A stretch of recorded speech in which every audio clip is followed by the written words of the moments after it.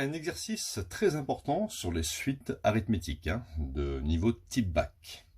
Nous avons une suite telle que un plus 1 est égal à 3 fois un divisé par 1 plus 2 un, avec le premier terme de la suite, u0, est égal à 1 demi. Donc ça, c'est une relation de récurrence entre un terme un et son suivant. Et il faut montrer que pour toute valeur de n entier naturel, ce symbole ça veut dire quel que soit, ou bien pour tout n qui appartient aux entiers naturels, donc 0, 1, 2, 3, etc. Ici, on a la formule explicite, un est égal à 3 puissance n divisé par 3 puissance n plus 1. Donc en fait, cette formule explicite, va correspondre à cette suite. Il faut le montrer par récurrence. Alors, nous allons faire dans un premier temps l'étape d'initialisation. Alors, l'initialisation, le premier rang ici, c'est n égale 0. n égale 0, puisqu'on travaille aussi avec u0, et là c'est marqué quel que soit n appartenant à n. Donc, premier rang, n égale à 0. Que me dit l'énoncé? L'énoncé me dit simplement, ici, u0 égale 1,5. Je vais calculer u0 avec la structure fournie. Donc ça me donne 3 puissance 0 divisé par 3 puissance 0 plus 1. Donc 3 puissance 0, je sais que ça fait 1. Donc ici, ça va me faire 3 puissance 0, 1. 1 plus 1 est égal à 1 demi. Donc l'énoncé me donnait u0 égale 1,5. Et grâce à cette formule, je trouve aussi que u0 égale 1,5. On peut donc dire que cette propriété, alors cette propriété, je peux l'appeler Pn, on peut l'appeler propriété Pn. La propriété Pn est vraie au premier rang, n égale 0. Ensuite, je vais faire l'hérédité. Alors, on a fait l'initialisation, maintenant on fait l'hérédité. Donc, je suppose qu'il existe. Alors, regardez comment j'écris existe. On peut l'écrire comme ça. Je suppose qu'il existe un certain rang P tel que, alors je mets P, mais je pourrais mettre aussi K ou bien T. Il y en a qui laissent des fois N. Je suppose qu'il existe un certain rang P tel que UP est égal à 3 puissance P divisé par 3 puissance P plus 1. Ceci, c'est votre hypothèse. C'est l'hypothèse de récurrence. On va supposer ceci, et qu'est-ce qu'on va chercher à faire? On va chercher à montrer, montrons que, et vous allez recopier la même chose que ça, mais au lieu de mettre P, vous allez mettre simplement P plus 1. Montrons que UP plus 1 est égal à 3 puissance, au lieu de mettre P, je mets P plus 1, divisé par 3 puissance P plus 1, plus loin, plus 1. Vous voyez, ce n'est pas très compliqué. On suppose cette structure et on regarde si on peut réécrire l'équivalent de cette structure, mais au rang P plus 1. Alors dans cette technique, attention, on fait ici de la récurrence avec des égalités. Il va falloir partir, je vous donne un peu la technique, il va falloir partir de UP plus 1, écrire ce que représente UP plus 1, injecter un moment l'hypothèse, injecter le fait que UP est égal à cette quantité, calculer pour finaliser et revenir à ce résultat. Alors on y va tout doucement. Il faut écrire ce que représente UP plus 1. Alors, n'allez pas écrire que UP plus 1 est égal à ça, puisque c'est ce qu'on veut démontrer. UP plus 1, vous l'avez ici. N'oubliez pas que P joue le rôle de N, en quelque sorte.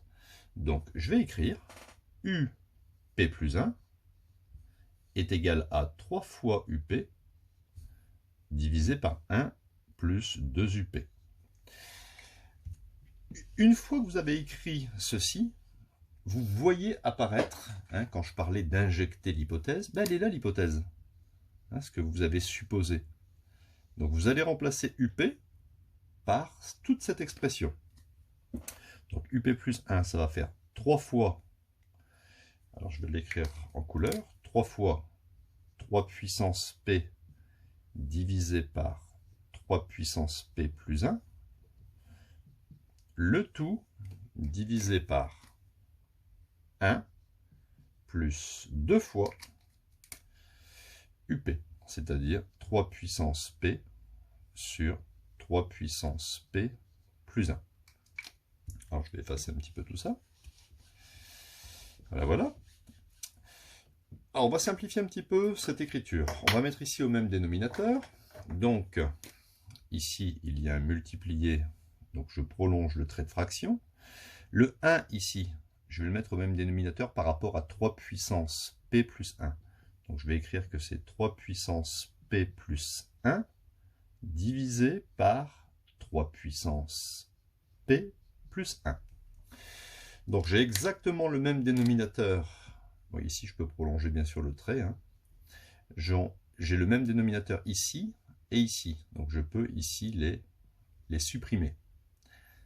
J'obtiens donc, alors pourquoi je peux les supprimer? Il y en a qui ne comprennent pas. Regardez, je vais juste faire un petit calcul. Si je vous dis 4 cinquièmes divisé par 3 cinquièmes, moi je vous dis d'emblée que je supprime les 5. Pourquoi? Parce que normalement, vous écrivez 4 cinquièmes et vous multipliez par l'inverse de cette fraction. Et regardez, ça se simplifie. Donc soit vous les simplifiez là, ou soit vous simplifiez les dénominateurs communs à ce niveau-là. Là, j'en ai mis 2, mais en fait, il n'y en a qu'un. Hein, c'est un seul dénominateur. Voilà, voilà. Donc, on continue. Ici, 3 puissance 1 fois 3 puissance p. Ça me donne 3 puissance 1 plus p. Divisé par, alors je vais avoir 3 puissance p plus 1 plus 2 fois 3 puissance p. Voilà.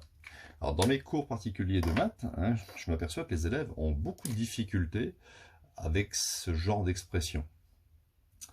En vérité, ce n'est pas si dur que ça. Regardez. Ici, devant 3 puissance p, vous avez une fois 3 puissance p.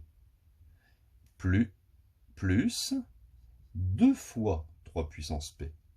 Donc quand vous ajoutez une quantité plus 2 fois cette quantité, eh bien on va obtenir 3 fois cette quantité.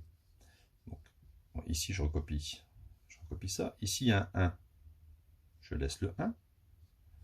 Une fois la quantité plus 2 fois cette quantité, ça fait 3 fois cette quantité. J'obtiens donc 3 puissance 1 plus p divisé par 1 plus, alors là, 3 puissance 1 fois 3 puissance p, ça fait 3 puissance 1 plus p.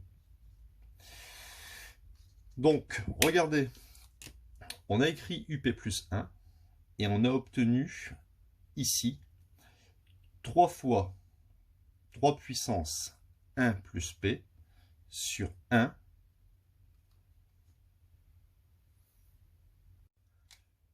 plus 3 puissance 1 plus p.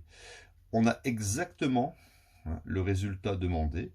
Donc, on peut affirmer que l'hérédité a été démontrée et on fait une conclusion finale qui nous dit, en conclusion, qui nous dit que quel que soit n appartenant à l'ensemble des entiers naturels, eh bien, un sera égal à 3 puissance n sur 1 plus 3 puissance n. C'est une formule explicite de la suite. Ce n'est plus une hypothèse, hein, c'est valable pour tout n. Au niveau limite, par exemple, hein, si on devait faire la limite de cette suite, hein, on pourrait procéder ainsi. Limite de 3 puissance n divisé par 1 plus 3 puissance n, en plus l'infini, est égal à limite. Donc je vais laisser 3 puissance n au numérateur et je vais factoriser par 3 puissance n ici au dénominateur. Pour retrouver 1, je fais 1 sur 3 puissance n plus 1. Hein, parce que 3 puissance n fois 1 sur 3 puissance n, ça s'élimine, ça fait 1. Et 3 puissance n fois 1, ça fait 3 puissance n. Lorsque n tend vers plus l'infini, je peux ici simplifier.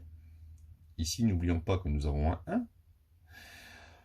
Ici, on sait que la limite de 3 puissance n, ici, lorsque n tend vers plus l'infini, eh bien ça fait plus l'infini.